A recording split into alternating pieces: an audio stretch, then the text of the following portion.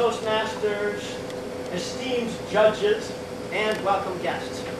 How many people in the room, by a show of hands right now, have actually ever signed a petition? Raise your hand if you've signed a petition. That's most people. How many have never signed a petition? Raise your hand. Okay, a couple people have never signed a petition. Today, you might get to do something for the very first time. I have a petition here in my hand. Who would like to sign it? This guy right here is going to sign it. Anybody else? You, right there, you're going to sign it. I've got two people ready to sign a petition, and you don't even know what it's about yet. Would you like to know what the petition is about? Yes. Okay, since you do, this is a petition to make playgrounds less safe. I got two people who are going to sign it. Anybody else? Raise your hand. Okay, we have a few people who are going to sign a petition to make playgrounds less safe. Now, the question is, why would I want to make playgrounds less safe? I have a 9-year-old daughter. One thing I can tell you about playgrounds is they've changed since when I grew up. And I'll give you two quick examples. Waterfront Park, which is right down here, happens to be next to my house. They've got these cool-looking playground things that probably look great in a catalog to some adult ordering them. But for kids, there are rarely any kids playing there because I'll grade playgrounds a B for boring. They're boring. There's nothing moving. When I used to go onto the teeter-totter, we used to go up and down, and there'd be a fulcrum, maybe a couple feet in the air, and you'd go up 4 feet, down 4 feet. Has ever been in a playground, a teeter-totter, when somebody jumps off, and then what happens? It's like a smack, you go down. You can't do that anymore in a playground. My daughter's school, Braemont, the teeter-totter is a steel bar with a couple different handles on it, and you can do it by yourself. You can kind of bounce it around a little bit like this, but there's 2 car springs underneath it, so you can't actually move it too much. It's like Gulliver just absolutely covered with ropes on the ground. He's kind of going like that. That's what the teeter-totter's like these days. We went to New Zealand, and we traveled around. We took a look at playgrounds there, and I was amazed. They had stuff there that it was like walking into a brightly colored industrial car factory with stuff that was swinging around and pointy things and all that. There was this thing called the Rocktopus, about 16 foot high, with a little cone on top, and it had these arms that came out and half tires on the end of the arms. And if you got one person on it, you could kind of fly around. If you got 2 people on it, then suddenly you're quite a ways in the air. You could start spinning. 3 or 4 people. You could fly around. One little kid came and wandered into that thing. It'd be all over. This playground was awesome.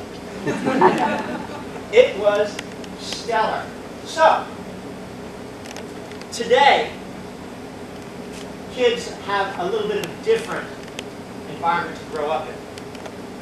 There's this culture of fear that permeates society when it comes to kids. And parenting, for a lot of people, boils down to 2 things. A fear for a kid's safety and a fear that a kid might be falling behind. So, since 1991, the rates of medication for children has tripled. That kind of sucks. Hold out your fingers like this, 10 fingers. Okay. This was the playground that I had growing up. Now, put all your fingers back but one. 1/9 of the average play range for a 9-year-old today compared to 25 years ago. 1/9.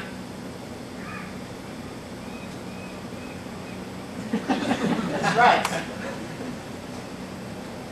There was a study done in England. There was a school, a private school, that was not doing so well. The kids were in a little bit of a malaise, and they weren't performing in school very well. They had a playground, which was pretty traditional, and things never really changed out there. They played normal games and whatnot, and stuff always happened the same way.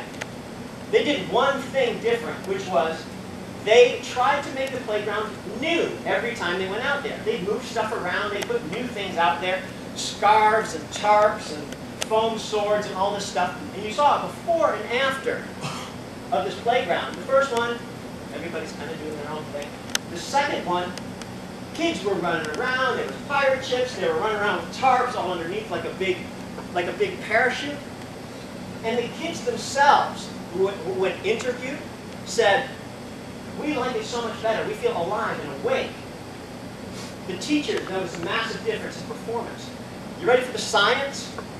There's a study done by Sergio Pellis. He studied rats. Not to compare kids to rats, but we're going to compare kids to rats.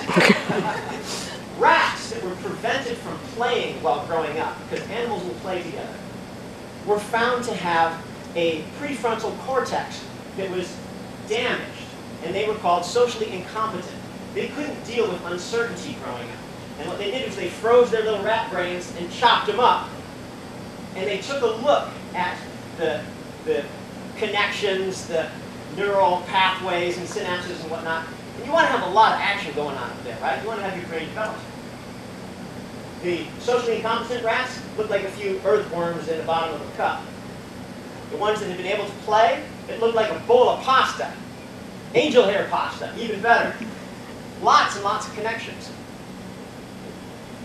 So there's a real benefit to play. I asked a group about this petition and talked briefly about the English Royal Society for the Prevention of Accidents, which, believe it or not, is spearheading in England the development of adventure playgrounds that are more dangerous. And they have the following benefits. Kids learn to deal with risk and uncertainty in a safe environment. They can solve problems. They have better relationships, more creativity. Big difference. Again, they're studying this and saying this is the way it should be. Perhaps one of the most poignant moments I've had with this was in a group of 25 people asking who would sign the petition.